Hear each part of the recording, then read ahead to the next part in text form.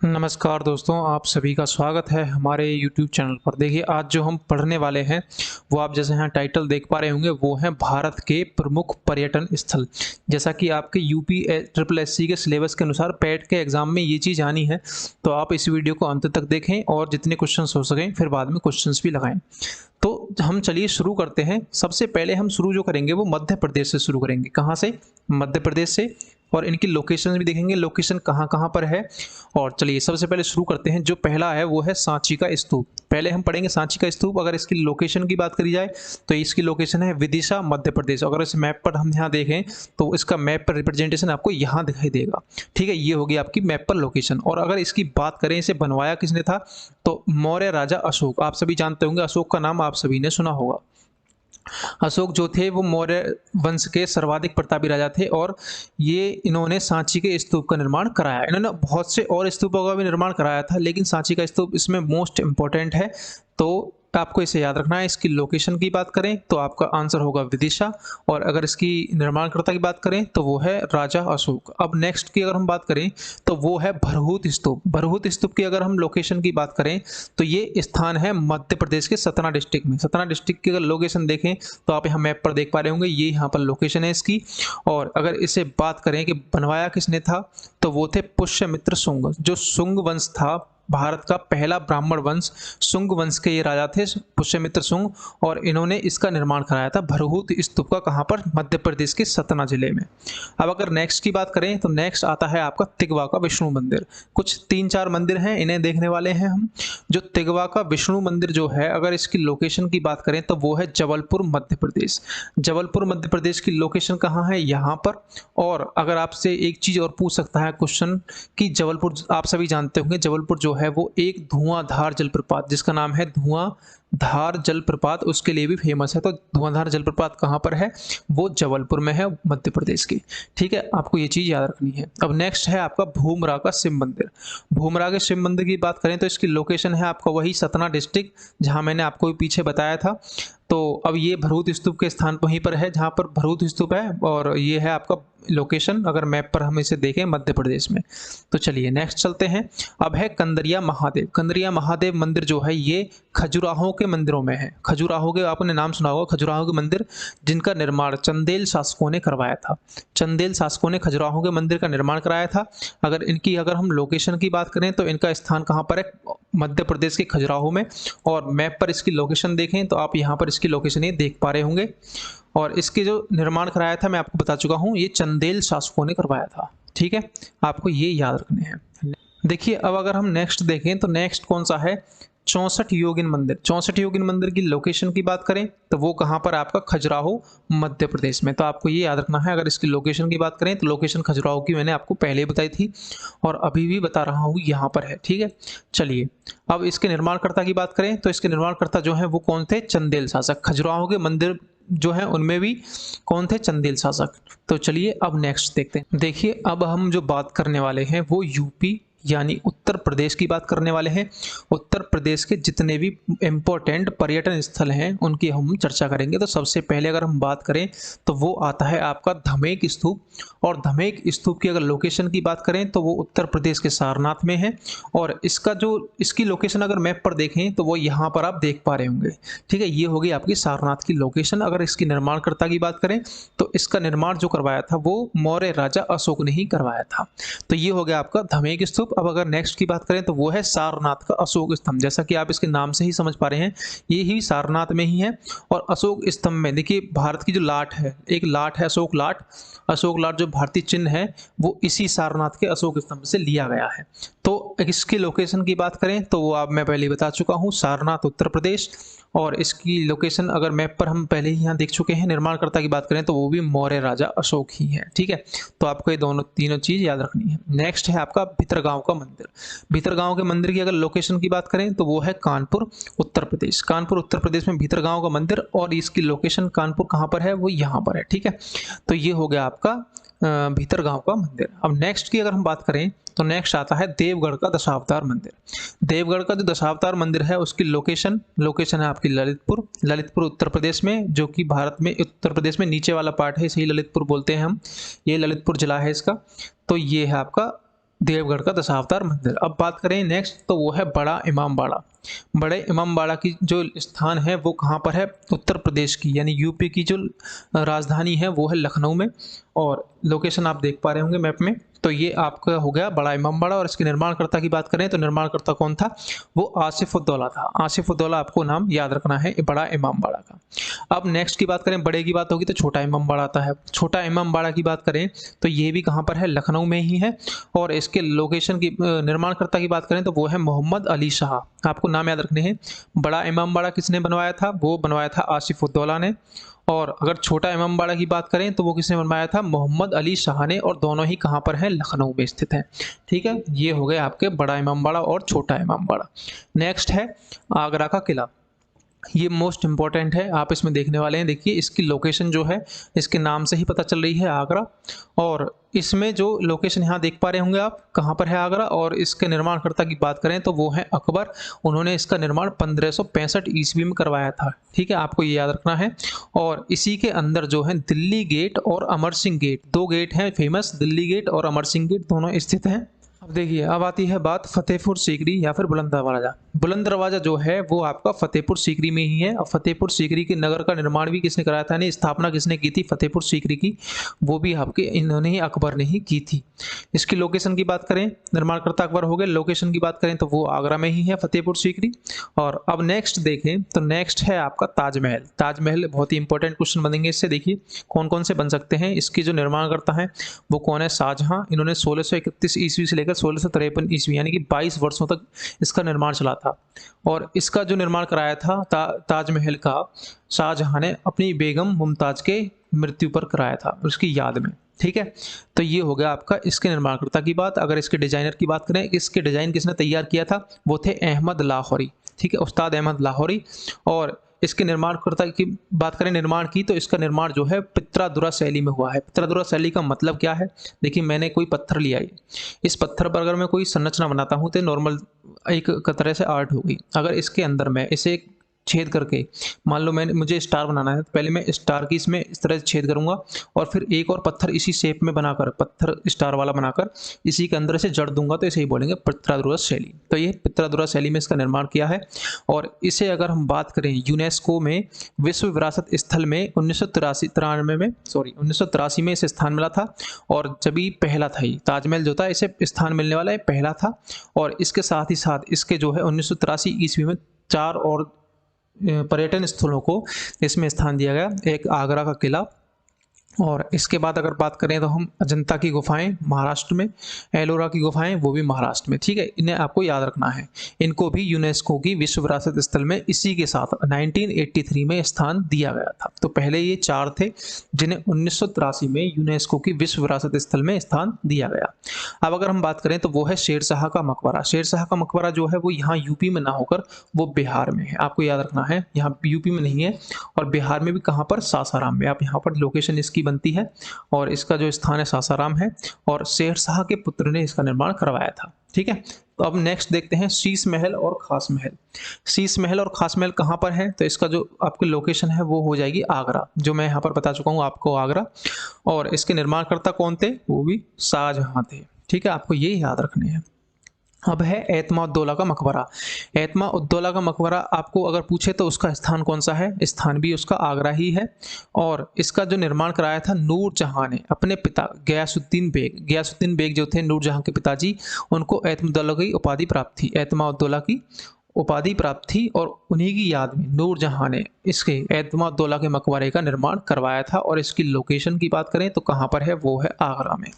ठीक है, अब चलते हैं हम महाराष्ट्र की तरफ। हमने यूपी पढ़ लिया, बिहार में भी एक देख लिया, और हम उससे पहले मध्य प्रदेश देख चुके हैं। अब हम बढ़ते हैं महाराष्ट्र की तरफ। महाराष्ट्र में सबसे पहला अगर हम लें तो वो लेते हैं एलोरा की गुफाएं। एलोरा की गुफाएं जो हैं उनकी अगर लोकेशन की बात करें तो वो कहाँ पर है, महाराष्ट्र के औरंगाबाद जिले में। औरंगाबाद कहाँ पर है, लगभग आपका यहाँ पड़ेगा। यहाँ जहाँ आप मेरा पेन का कर्सर देख पा रहे होंगे।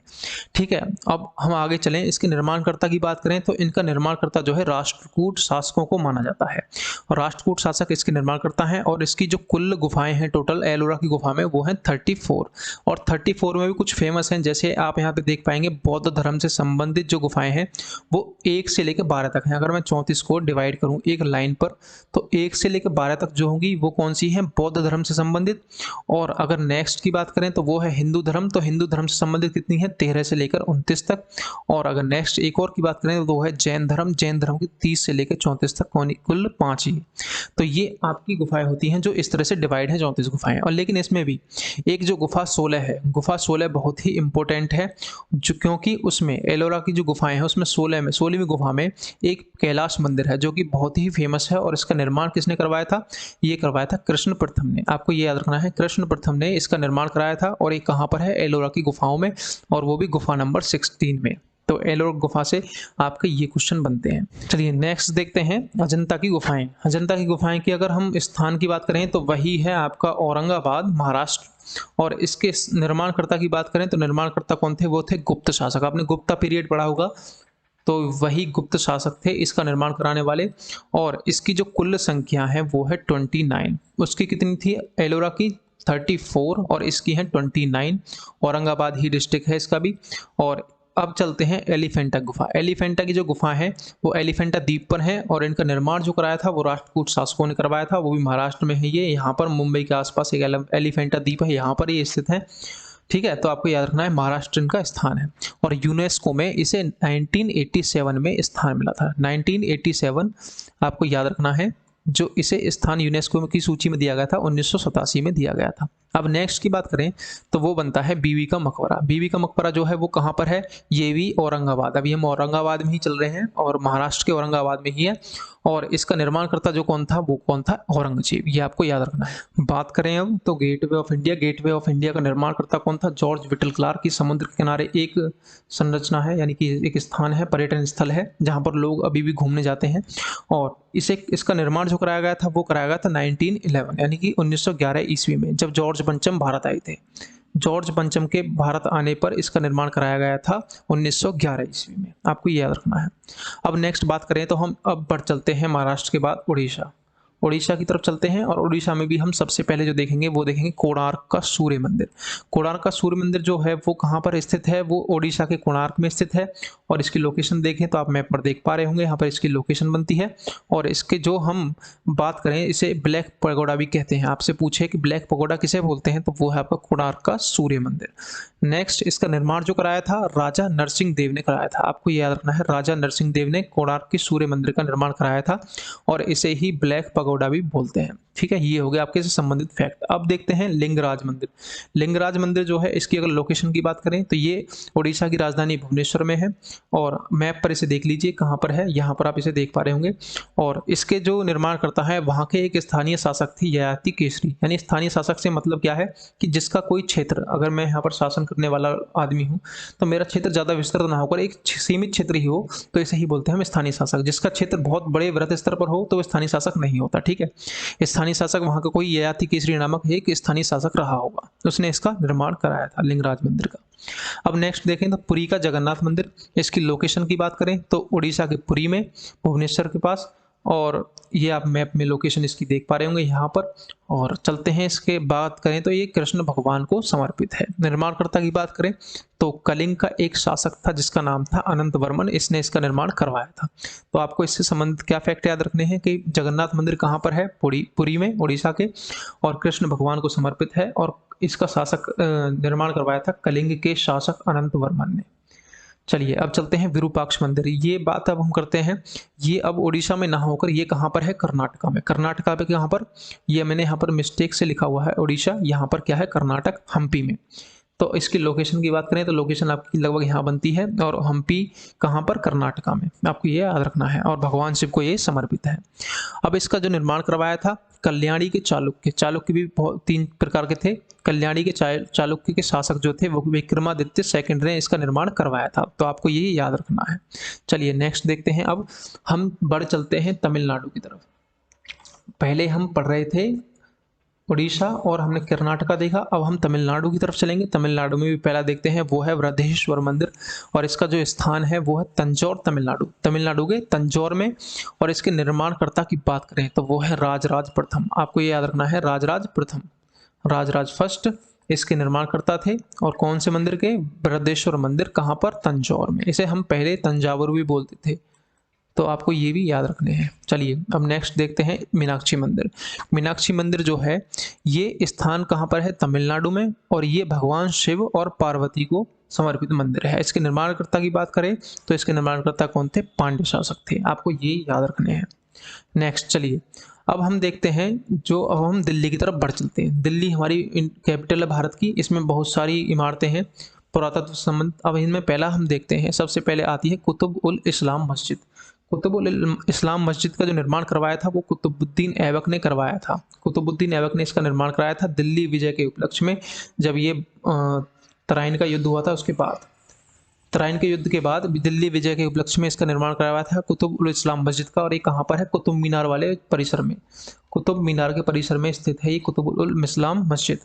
अब कुतुब मीनार की बात करें तो कुतुब मीनार कहाँ पर है? इसका स्थान भी दिल्ली ही है। और इसके जो निर्माणकर्ता हैं वो शुरू में तो देखिए ऐबक ने इसका शुरुआत की, लेकिन ऐबक जो है उसकी मृत्यु हो जाती है बीच में ही निर्माण चलते हुए। फिर इसकी जो आगे की जो पूरी इमारत है, इसका निर्माण जो करवाता है वो इल्तुतमिश करवाता है, जो इसका ही एक दास था। अब ये किसकी याद में बनवाई गई थी? तो एक सूफी संत थे जिन्हें अलाउद्दीन खिलजी बहुत मानता था, जिनका नाम था बख्तियार काकी। इनकी याद में, बख्तियार काकी की याद में बनवाया गया था। तो ये कौन? कुतुब मीनार। चलिए अब नेक्स्ट देखते हैं सुल्तानगढ़ी का मकबरा। सुल्तानगढ़ी का जो मकबरा है ये भारत का पहला मकबरा। अगर आपसे पूछे कि भारत का पहला मकबरा कौन सा है तो वो है सुल्तानगढ़ी का मकबरा। आपको ये याद रखना है। और अगर इसके निर्माणकर्ता की बात करें तो इसका निर्माणकर्ता जो है वो इल्तुतमिश है। और इल्तुतमिश ने किसकी याद में करवाया था? अपने बेटे नसीरुद्दीन महमूद की याद में इसका निर्माण करवाया था। और इसका जो सन है, इसे कब बनवाया गया था तो वो आपको याद रखना है 1231 ईस्वी में। कहाँ स्थान इसका? दिल्ली। ठीक है। चलिए अब चलते हैं अलाई दरवाजा। अलाई दरवाजा जो है भारत में पहला वास्तविक गुंबद, यानी कि देखिए अगर आप बात करें एक गुंबद मीनार की, देखिए कोई मीनार है, अगर इसके ऊपर इस तरह से गुंबद बना हुआ है, इसे हम बोलते हैं गुंबद एक तरीके से। तो ये जो पहला वास्तविक गुंबद जो था भारत में निर्माण होने वाला, तो वो कौन सा था? अलाई दरवाजा।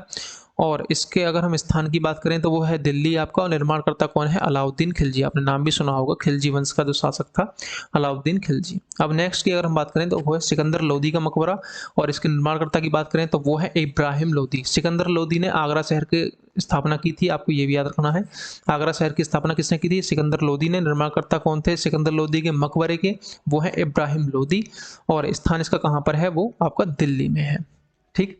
चलिए अब देखते हैं मोट की मस्जिद। मोट की मस्जिद जो है उसका स्थान कहाँ है? दिल्ली। और इसके निर्माणकर्ता की बात करें तो सिकंदर लोदी के जो वजीर थे मियाँ भुइया, इन्होंने 1505 ईस्वी में इस मोट की मस्जिद का निर्माण करवाया था। तो आपको ये याद रखना है। नेक्स्ट देखते हैं, तो नेक्स्ट है आपका अब लाल किला, जिसे हम इंग्लिश में रेड फोर्ट भी बोलते हैं। तो रेड फोर्ट से संबंधित फैक्ट क्या है कि इसका जो स्थान है, यानी कि लोकेट कहाँ पर है? दिल्ली में। और इसके निर्माणकर्ता की बात करें तो वो कौन है? शाहजहां। देखिए आगरा का जो किला था उसके कौन थे? अकबर। और जो दिल्ली का जो लाल किला है इसके जो निर्माणकर्ता है वो कौन है? शाहजहां। और 1638 ईस्वी से 1648 ईस्वी तक। और इसी में दीवान एक आम और दीवान एक खास दो हैं। दीवान ए आम इमारत दो और दीवान एक खास, तो आपको याद रखने हैं, इसी में स्थित है। और 2007 में यूनेस्को की विश्व विरासत सूची में इसे स्थान दिया गया था। कब दिया गया था लाल किले को? 2007 में यूनेस्को की विश्व विरासत स्थल की सूची में इसे स्थान दिया गया। अब बात करते हैं पुराना किला की। पुराना किला देखिए आपने देखा भी होगा, अगर आप दिल्ली गए हैं तो ये जू चिड़ियाघर जो है दिल्ली में उसी के पास में स्थित है पुराना किला। अगर इसकी बात करें निर्माणकर्ता की, पहले तो इसका स्थान दिल्ली में बता चुका हूँ। इसके निर्माणकर्ता की बात करें तो वो कौन है? शेरशाह सूरी, जो आप जानते होंगे मुगल शासन के दौरान बीच में आए थे दिल्ली पर राज करने। ठीक है, सूरवंश के शासक थे। और इन्होंने हुमायूं को हराया था। उसके बाद दिल्ली में सूर्यवंश की स्थापना की थी। चलिए अब देखते हैं नेक्स्ट जो है वो है राष्ट्रपति भवन। राष्ट्रपति भवन कहाँ पर है? दिल्ली में। और इसका निर्माण कब कराया गया था? 1929 ईस्वी में कराया गया था। और इसके जो निर्माणकर्ता थे वो थे लुटियंस थे। और इनके सहयोगी ह्यूज किलिंग दो हैं, आप याद रखना। लुटियंस ने इसका निर्माण कराया था और सहयोगी की बात करें तो कौन थे? ह्यूज किलिंग थे। अब इंडिया गेट की बात करें तो इंडिया गेट का निर्माण भी लगभग 1929 ईस्वी में ही हुआ था और वो भी दिल्ली में 1931 में, 1929 से 2 वर्ष बाद। और फिर इसकी बात करें तो इसमें क्या है आप देखेंगे तो इंडिया गेट है यहाँ पर जैसे, तो इंडिया गेट की जो इमारत है वो कुछ इस तरह से है, ठीक है। तो इस पर जितने पत्थर लगे हुए हैं, इन पत्थरों पर जो प्रथम विश्व युद्ध जो 1914 से लेकर 18 तक चला था, उसमें जितने भी भारतीय लोग ब्रिटेन की तरफ से युद्ध में शामिल हुए थे और जो मारे गए थे उनके नाम इस पर उत्कीर्ण है, यानी कि इस पर उनके नाम लिखे हुए हैं इंडिया गेट पर। तो आप कभी जाएं तो जाकर इन्हें देखें, ठीक है।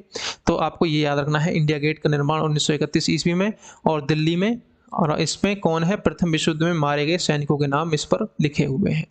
अब बात करते हैं हम कुछ ऐसे इमारत आती हैं अब जो एक एक करके कुछ कुछ स्टेट्स में है, उन पर बात करते हैं। सबसे पहले बात करेंगे हम चार मीनार। चार मीनार कहाँ पर है?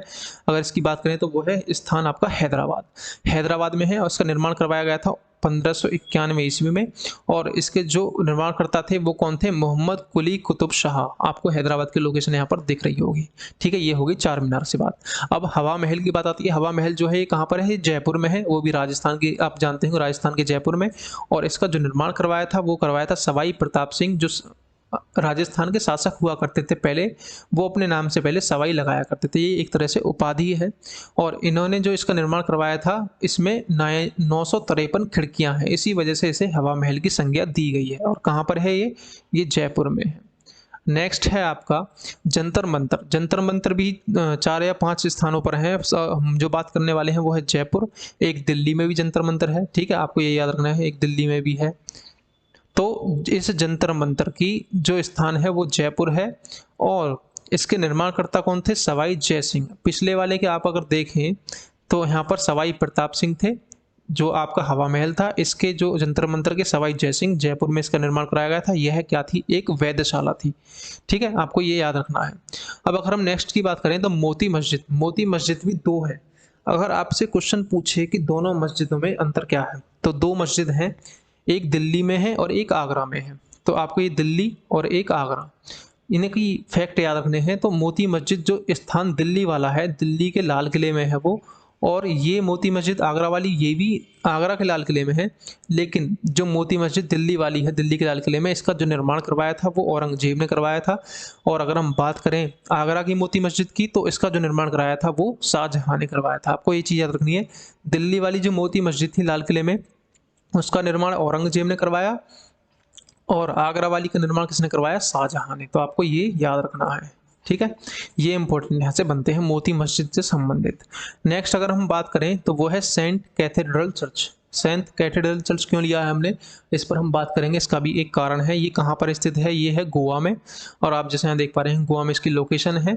और इसका जो निर्माण करवाया था वो पुर्तगालियों ने करवाया था। पुर्तगालियों ने गोवा पर 1961 तक शासन किया था, आप सभी को पता होगा। सबसे पहले भारत में आने वाले कौन थे? वो पुर्तगाली थे, और 1498 ईस्वी में। और सबसे लास्ट में जाने वाले भी कौन से थे? वो पुर्तगाली थे। लेकिन बाद में इनका जो क्षेत्र सीमित रह गया था, सिर्फ गोवा तक सीमित रह गया था।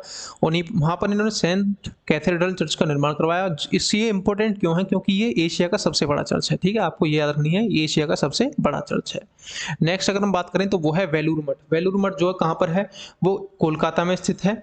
कोलकाता में अगर लोकेशन की बात करें तो आप यहाँ देख पा रहे होंगे, इसकी लोकेशन यहाँ पे लगभग है। और इसका जो निर्माण करवाया था वो स्वामी विवेकानंद ने करवाया था, अपने गुरु रामकृष्ण परमहंस की याद में, रामकृष्ण परमहंस के लिए। तो आपको ये याद रखना है। ऑप्शन आपका हो जाएगा, आपका निर्माणकर्ता स्वामी विवेकानंद, वेलूर मठ वेलोर में, और वो कोलकाता में। शांति निकेतन की बात करें तो शांति निकेतन कहाँ पर है? ये भी पश्चिम बंगाल की वीरभूमि में है। लोकेशन की बात करें तो यहाँ आप लोकेशन इसकी देख सकते हैं। और इसका निर्माणकर्ता कौन थे? वो थे रविंद्रनाथ टैगोर। आप इन्हें जानते होंगे, इन्होंने रविंद्रनाथ टैगोर ने भारत और बांग्लादेश इन दोनों का नेशनल एंथम लिखा है।